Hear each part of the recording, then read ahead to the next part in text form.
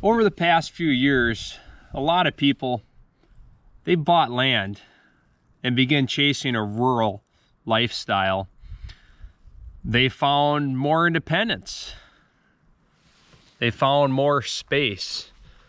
They found things like more control. And for many people, that's exactly what they found. But quietly, some of those people who just started to live like this, they're already leaving. And it's not because the idea was wrong, but it's just because what they expected isn't actually the reality of living out here. See, there's this version of rural living that's on people's minds, that it's just all about slow mornings. It's all about lower expenses and being cheap, and it's all about a simpler, slower pace of life. And guys, parts of that are true, but often what gets missed is what it takes to build a life like this. When you own a big chunk of property, it doesn't just take care of itself. The systems that you have in place, they don't maintain themselves. They take a lot of work to maintain and to build if you start from scratch like I did. And when something breaks, unless you have wads of money, you are the one that's going to fix it, or that's going to watch YouTube to learn how to fix it. You know, I've seen firsthand, and honestly, I understand why some people just simply get overwhelmed and they say, wow, this is too much. I'm moving back to the city, or I can't do it.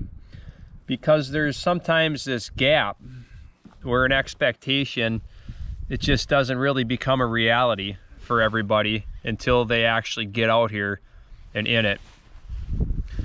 I mean, I don't think people are making bad decisions. I just think people underestimate a few things in life sometimes when they move out here. I mean, you talk about something as simple as time. Everything takes longer than expected. I mean, I'm working on a barn right now on a way other side of my property. I'm putting in some wiring out there, and it always takes longer than expected. Money's another thing. Things end up going over budget pretty quick, and they end up costing a little more, and that's just part of the shift. Think about effort. Things take a lot more effort to do sometimes, and projects just they get deep, and there can be a physical overload and there can be a mental overload that sometimes comes with this style. Rural living, it doesn't fail people. I think people just sometimes underestimate what's required. I think it's all going to be happy flowers with no work, but I work a lot harder living out here, chopping my own wood, than just flicking on a switch for natural gas or something like that.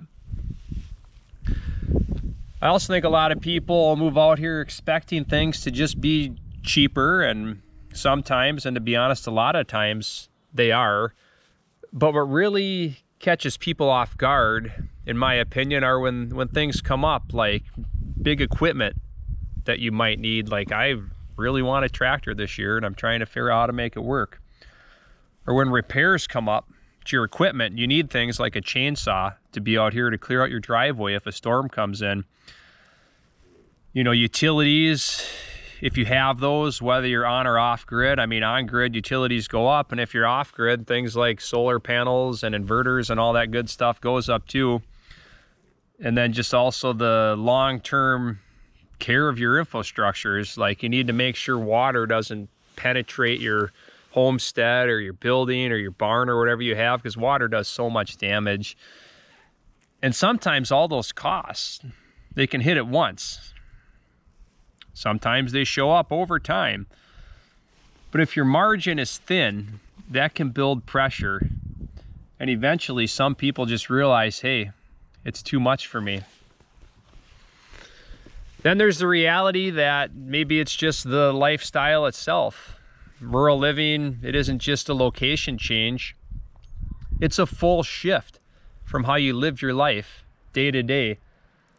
You're farther from stores. I grew up 10 minutes from a grocery store in any direction, probably closer to that, to be honest. Now I mean, if I take my truck, it's like a quarter tank of gas just to go to Walmart.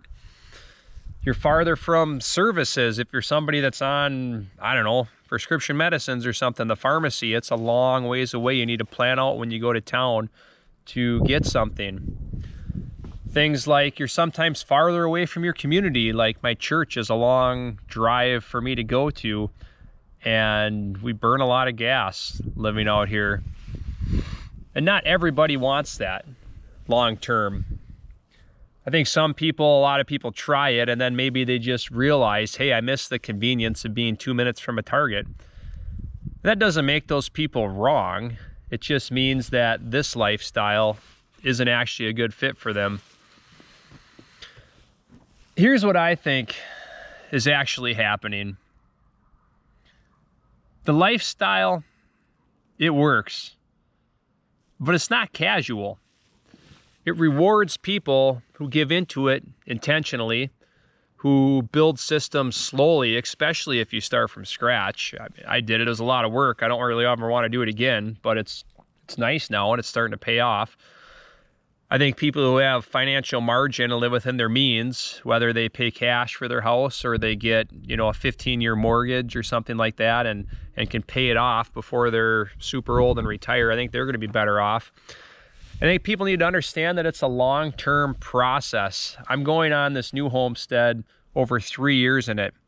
It's still not all the way done, and I'm okay with that. It's a long-term process. I've started to just slow down and realize I'll get to that when I have a little time.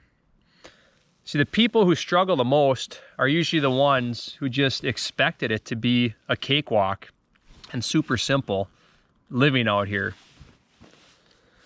I don't think people are failing. I think they're learning, sometimes the hard way, what this lifestyle really requires. And if you go into it with clear expectations, it can be one of the most stable and rewarding ways that you'll ever live. But it has to be built, not imagined. I'm curious, what do you think would be the hardest part of rural living? Or if you already live it, what's the hardest part right now or over the course of your journey that you've faced? This is Survival of the Beardist, and I'll catch you in a few days.